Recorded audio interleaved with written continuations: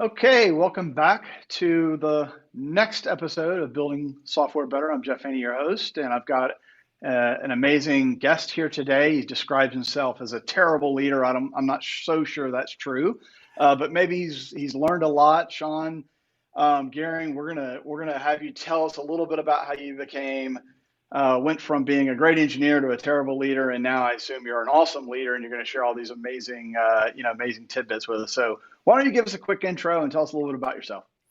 Well, like you said, my name is Shaun Gehring. I've been in technology now for over 25 years. Um, I am the lead editor, and I created the Technologist POV blog on Medium, where I post just a lot of stuff that I'm dealing with in the workplace. It's very cathartic for me to kind of write about situations that we're dealing with, and so far, some of them have helped a lot of people. But I am a senior director at a large Fortune 50 company dealing with these engineering matters every single day. And like you said, I came to a revelation one day that I was an engineer that had kind of been pushed into a management track and managing people. And it doesn't mean that I didn't feel I was good dealing with people, but I just didn't feel like I was a good manager and leader. And so a lot of the stuff that I talked about and that we'll talk about today is kind of how I came to that realization, and then what I actively had to do to make things better. Cool. So that's a great lead off. We're going to jump right into that. So you sort of say you move from, sort of just an engineer into a people leader. And clearly there was some period of time where maybe, becoming from engineer and coming from being an engineer, and upgrading into more of a leadership technical role. You probably just sort of kept doing the sort of same thing, except now you had people you had to sort of deal with. So walk us through that transition. How did sort of that work for you? Yeah, it was actually a very difficult time because all of a sudden, you kind of wake up one morning and you've now got people that you're responsible for, right? And in a big company, you're very responsible for their career development, for their growth, where they're going to be. All these people have goals. Maybe they want to be managers. Maybe they want to be vice presidents and leaders. Maybe they want to get training so that they can become an entrepreneur and do their own thing. And you now become responsible for that. And the way that you manage that really will affect their outcome and their goals. And me personally, I was just like, I don't want to deal with that stuff. I just want to do cool things. I just want to play with new technology. And I found that the first step that I had to take was, one, realize that I was not a great leader, because sometimes I think we fool ourselves into thinking, well, my style is very different than everyone else's, but I'm really good at it. And the first thing I had to do was kind of have a heart to heart with myself to say, this is not really what I wanted to do, but this is where I'm at. And you know what? I'm going to take it as another challenge to be a really good leader and start to understand what it is that I need to do. So, the first thing that I did was I put myself kind of in that other shoe. If I'm coming into the company, what do I want my manager, my boss to be looking out for me? I want to feel like my career is important to them. I want to feel like they're interested in me as a person and developing me. And I really had to start gearing down that route. And then I had to basically do as much reading and understanding as I could to say, what does make a good manager? What are people looking for? And started just taking the way I'd want to approach, well, one, my family and friends, and just started applying those into the business place. And I stopped looking at it more as a manager and employee scenario and more as a friend scenario, because I would do anything for my friends. I would help them however I can. Start applying that into your office space and have a very transparent attitude with them about what your strengths are and what your weaknesses are. And I found that that's gone a very long way. Anyone that has worked for me or works under me will tell you that the first thing I tell them is, I am not a great leader. You have to help me be a great leader. And I need you to help me understand what it is that you're looking for, what it is that you need, and I will work my hardest to get that for you. But please don't assume that I automatically know that. And I have very open heart-to-heart conversations. And I think some in the workplace at times feel like that's a weakness, right? You're admitting that you're not good at something. Well, I've been in that role now for 15 plus years, leading people. It hasn't stopped me from being able to do it yet, but it has endeared, I would say, people that work for me to me, knowing that I want the best for them as well. Right. That sounds good. So, how did you become a technical leader going from an engineering role? I mean, was it sort of like you were foisted into it and sort of field promotion, or is it sort of a track you were going after? Walk us a little bit through that journey. I would say it's a little bit of both. It was a track that I was interested in because mentally, I don't think that many companies do very well grooming people, Hmm. right? We do a lot of talk about compensation and paychecks and things like that, but many companies don't talk very well about what is your pathing. If you're an engineer at this level, what direction can you go in? What are the things that are available to you? But from a traditional business sense, everyone knows, well, if you manage people, you get more responsibility, you get more money. Hmm. And if you move up in that management track, that's going to advance your career. And I think that's really shifted lately with so much emphasis on engineering itself. Right. And so mentally, I wanted that. I wanted to advance, but I didn't realize that I really didn't want necessarily all the responsibility that came with that. But because there was a gap there, I was kind of naturally put into that position. I was encouraged to take that position, and then kind of had a revelation one morning that that's not exactly what it was, what I wanted to do, but I really wanted to make the best of it and help everyone that was working with me. And so, for those sort of engineers that maybe are listening, how would you describe sort of your role? How would you describe sort of a technical leadership role? Realizing it changes, from company to company, but sort of generically, there's a lot of the sort of generic attributes about managing people, managing sort of teams. How would you sort of describe it? And give us sort of like, at least in the early days, give us sort of that, what was the missed expectation? Like you said a little bit of it, but let's drill a little bit deeper into that for the engineers that are listening. Yeah, I think you have to, there's that cross between like a tech leader, right? Where you're coming into this, you have people under you, and they're looking to you to have a little more direction and guidance around technology, helping them understand what technologies they should be going after, giving them guidance in those areas. But it's the career guidance, it's the how to negotiate, not necessarily HR issues, but how to help them develop within other teams.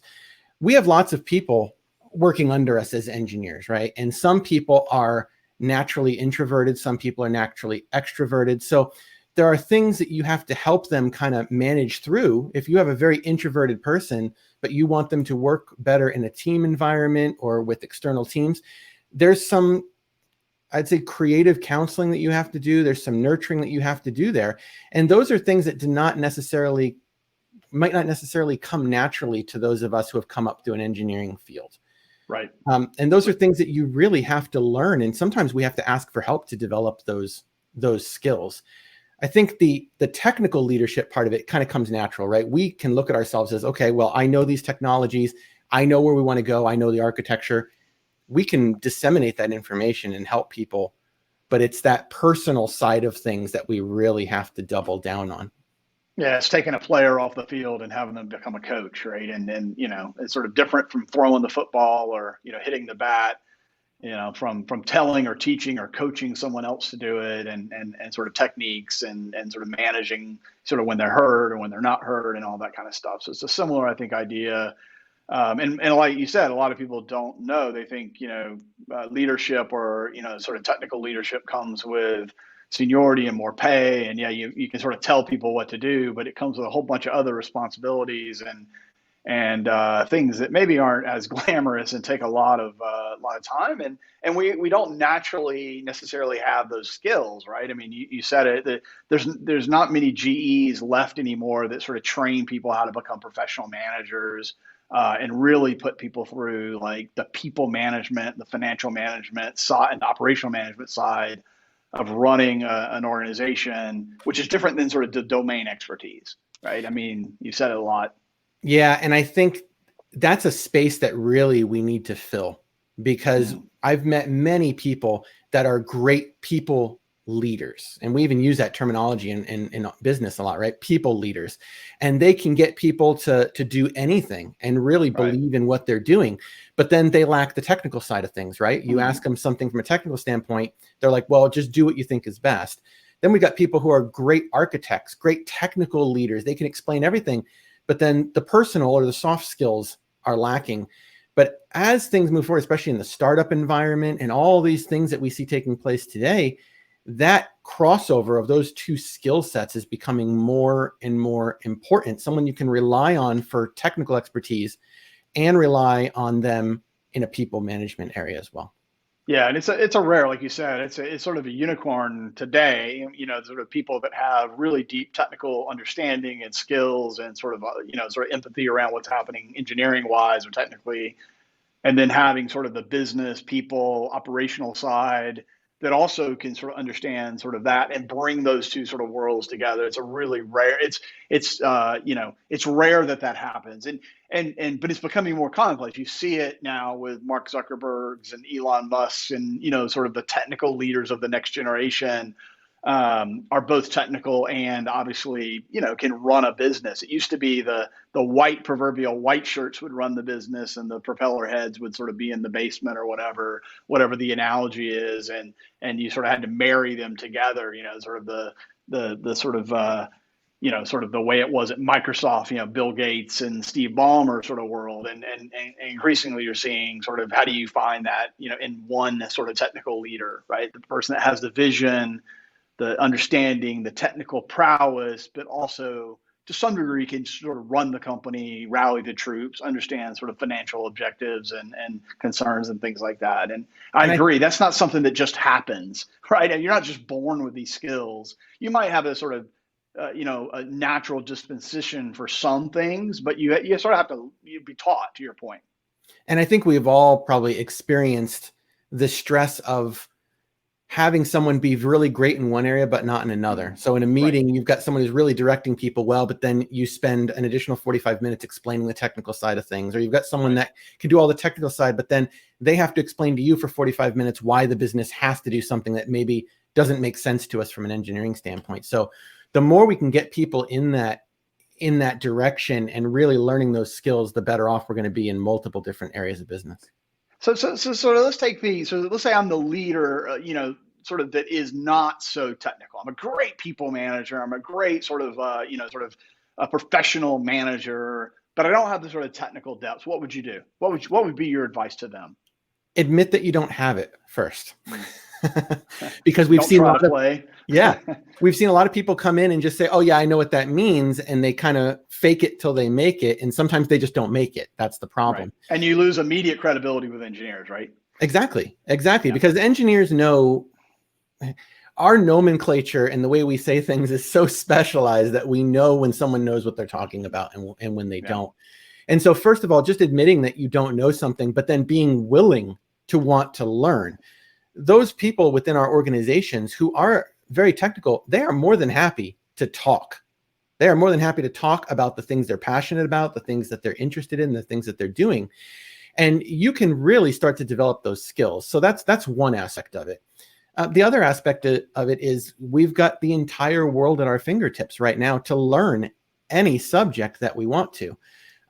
Between information on YouTube, information on all these different sources. If you want to learn something, you can get 100 different descriptions of it from AWS, from Google, from YouTube, all these different places. So there's no excuse for us not being able to learn something for free, even that we want to learn. But we have to understand what we don't know, and then we have to try to fill that gap by educating ourselves. And even those of us that are engineers, we have to do that all the time anyway. We still have to continue to grow. That's right. Yeah, it reminds me of this guy named Scott works for us. He kind of runs operations, kind of like our COO. Has a technical background, was in network engineering, but it's been 15 plus years, and that stuff's not relevant, anymore. But it's been interesting over the break. He went and did a bunch of React courses, and he's he's just constantly trying to sort of like learn, not because he wants to become a programmer and write code, but because he really wants empathy. He really wants to understand what's happening behind the scenes and with our product. And every day he and I talk about this subject. It's really been for him. It's been liberating because he feels like he can understand more of the conversations that are happening from the people when he manages them. Again, not that he wants to become an individual contributor, writing React code, but for him, it's sort of been very liberating and understanding, and vice versa. I think it sort of creates empathy on both sides, right? And I think it's not something you just wake up one day and you figure out. He sort of had to intentionally go out there, spend his own personal time to build those sort of personal development, build those habits, and to your point, we already do this as technical. Now, the problem I think with engineering is we spend 99.9% of our sort of, if you will, educational or, sort of learning in technical skills, right? And Right. very little is attributed to the soft skills, the people management, the sort of all the other things we just talked about. And so how would you recommend a leader, you're a leader. I mean, how do you recommend leaders out there to help their team in those things? Read as much as you can and find someone within your organization that you see is a good people leader that you trust and ask them to mentor you.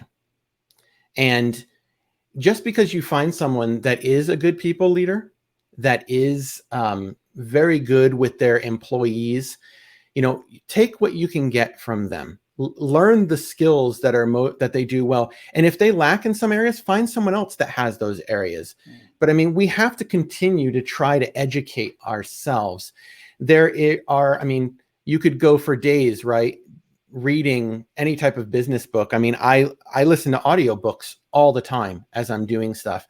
And there are some that are very specific to, managing people. I think of some of even the older generation ones, How to Win Friends and Influence People. There's a lot of information there. But, if you are an extroverted person, that's what I am naturally.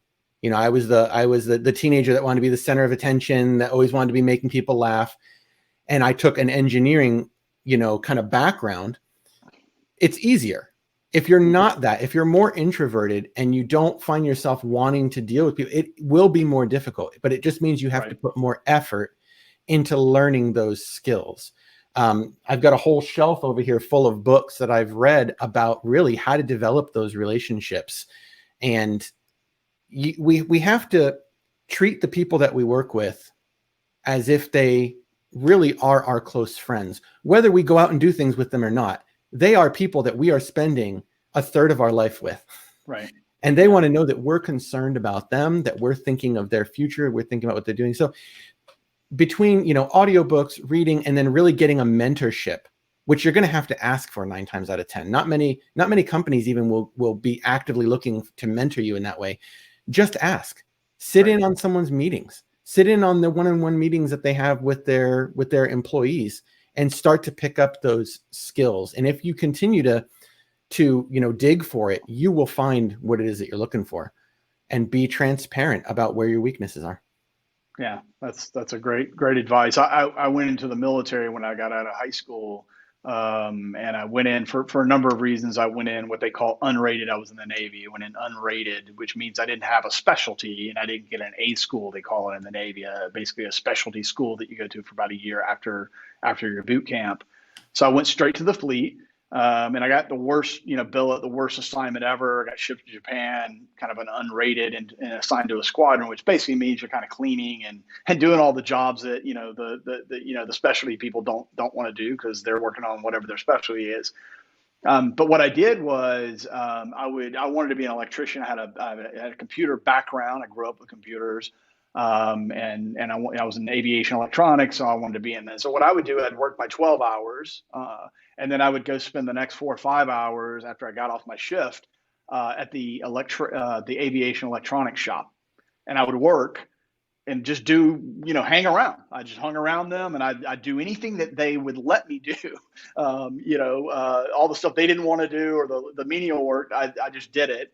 And after a few months, they said, this guy works, his own job, and then spends another 3 or 4 hours every night working, in our thing. He wants to be one of us, as bad as any of the people already here.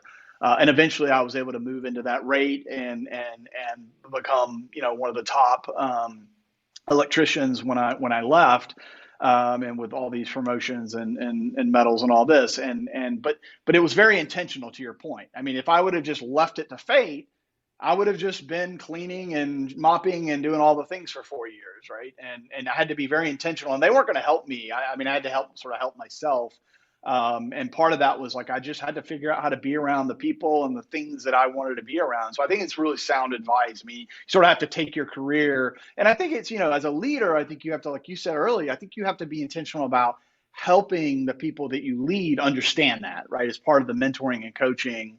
And on the flip side, as an individual contributor, or someone, sort of trying to move, sort of move up, you also have to sort of be intentional about your career as well, and sort of seek out help. Waiting around for someone to sort of help you. If you've got a great leader like yourself, that will happen, right? But most vast majority of people in most companies are terrible leaders. I think we have to get out of our head sometimes the thought that we were hired because we're the very best at everything. We were hired because we are maybe the best at something, or maybe very good at a couple things, but that doesn't mean we have to have all the answers all the time. Right. And in a large company, if you approach things honestly and transparently, and you're talking to leaders above you and other people that you respect and saying, I need help in this area, I want to observe how you do this. Well, you're helping your own career as well, right? Because these ones are like, hey, you know what? We should be looking at this person for promotion. We should be helping this person because they are driven. They want to get better at what they're doing, and they're going to want to work with you. But sometimes we just get that mindset. It's like, I already know everything. I already have everything covered. I'm going to get promoted based on what I know already. And that can hold us back many times. Right. It does. Now let's talk about another sort of topic I thought was really interesting when you and I first talked was innovation, especially in big companies. I've got a sort of interesting, my own story about this is just sort of, big company wise. My last company got bought by a public company, a big public software company. And I had a 1-year contract to sort of do this transition and reporting to the CEO of this company. And when I arrived, he had this big innovation initiative, and I always, I wrote this sort of a couple of months in, I wrote this blog article about innovation, and I want to get your take on it. But just to set it up, it was funny. Like, he was talking to me about innovation, and because he bought our company, and we were a Silicon Valley based company, and he was really interested in like all the innovative things we were doing and bringing that innovation into the company. And it's very typical big company. I'm sure you'll appreciate is like, we need to create an innovation lab. So we can put all the innovation in the innovation lab, and we can, bring our customers into the innovation lab. And I was trying to explain to him, like, sort of like, that's fine, like as a tactical thing, like as a sort of a way to sort of think about how to sort of bottle it up and sort of give it out to, sort of the world. That's fine. That's sort of a tactical thing. But sort of innovation is a mindset, like Amazon is an innovative company. Everything they do is thinking about innovation, improvement. You think about Apple, you think about any great company, SpaceX, et cetera. Innovation is cultural. Innovation is not a department where all the innovation is done over there. Now, there may be research and there may be deep technology sort of areas and specialization within a company. But I tried to explain to him, like, innovation is not something you just hire some innovation people and they go do innovation. While that may be a tactic, and that's, again, not to, to detract from innovation labs, because they are a good way to sort of do some of that and bottle it up, especially in a larger company, to get things kickstarted. But and that was a very foreign concept to him. You just don't, we just can't outsource innovation, right? Innovation is a cultural thing. And it's something that sort of has to be systematic throughout the company and throughout all your products and the way you think and the way you sort of build your company. So I'd love to get your take. I think you have some interesting ways of how you sort of have operationalized innovation and how you think about it in your current company. I think you're totally right. And the biggest problem I see with the innovation lab is that everyone wants to work at the innovation lab. And if they're not allowed to work at the innovation lab, you kind of take that as a personal, why don't I get to do that? Right. And that's something that we face quite a bit. And there's two things to tackling that, I think personally. In my corporate day-to-day life right now, I try to push software ownership thinking and mentality, right? And what that really means at its core is that you're empowering every developer, no matter who they are, to think as if they are running their own software company. That's a And good right way. now, especially in a big company, everyone's agile. Everyone's thinking and being trained to think about things as stories, right? Somebody wants something, whether it's an internal department or an external feature, and they try to put it in a user story. They wrap story points around it. And as an engineer, you get a task or a list of tasks that need to be completed to do that. And it's very easy for us to start to think of things as like, okay, I've got 4 points. I got a task. I'm going to get it done as soon as possible because that's going to help my velocity. And that means we're an efficient team.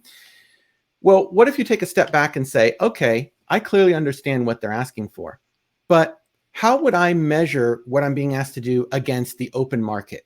How would I measure it against what other people are doing? Can I use my innovation, my creativity to say, you know what, we should do that, but what if we also did C, D, and E?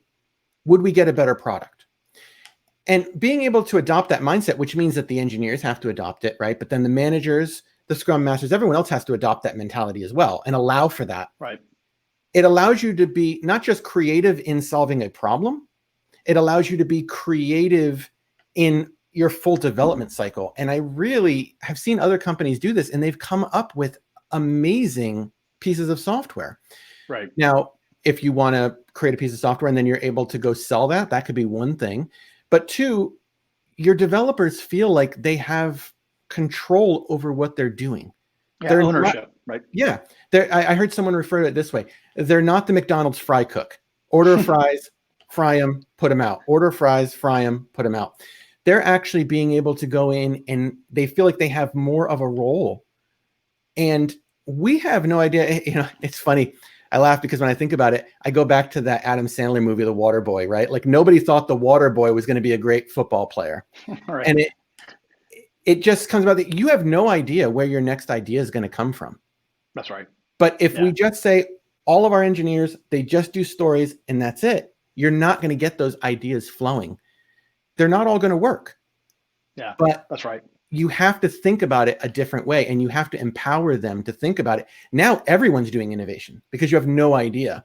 You also have the idea of doing lab weeks where you can go in and say, hey, we're going to give you a week of time, every quarter to work on something in line with work, but something that you're passionate about.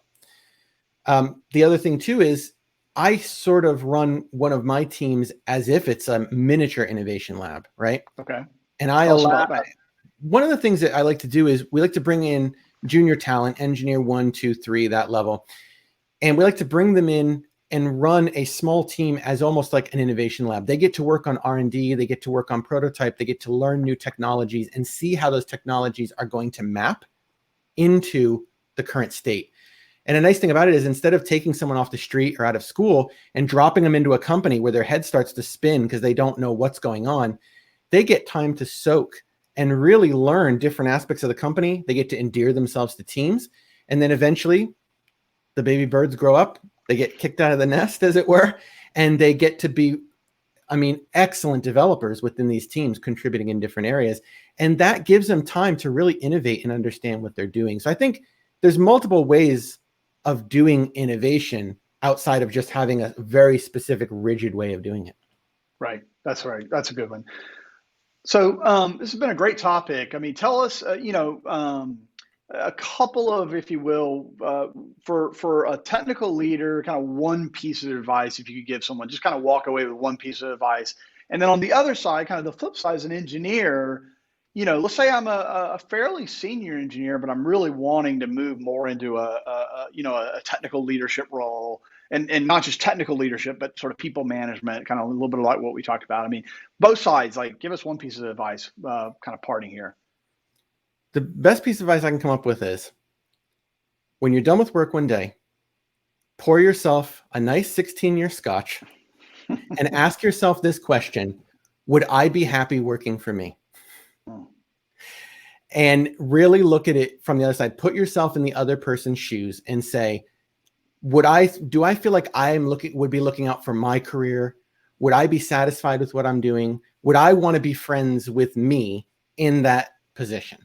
And really have a heart to heart with yourself, preferably over a nice peaty scotch, and say, what do I need to do? If your answer is no, I would not want to work for me. Well, then we have some introspection to do, right? And we have to take that initiative to do something.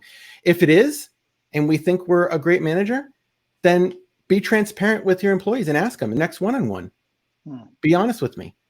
What do you think I need to work on? And that honesty will go a long way in developing those relationships.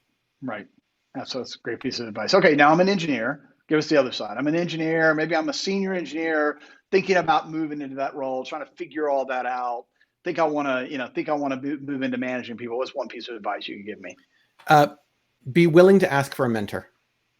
Find someone within your organization or even another organization. If you have friends in other development organizations, find someone who will be willing to mentor you, and then ask them to shadow and observe or talk about what it is that you're looking to do. Because 9 times out of 10, they will either be able to give you something to read, they will tell you what to listen to, what to watch, what to observe, and let them shadow you as you try different things, as you interact. Maybe you're not a manager now, but let them observe how you interact with other people and ask for feedback after the meeting.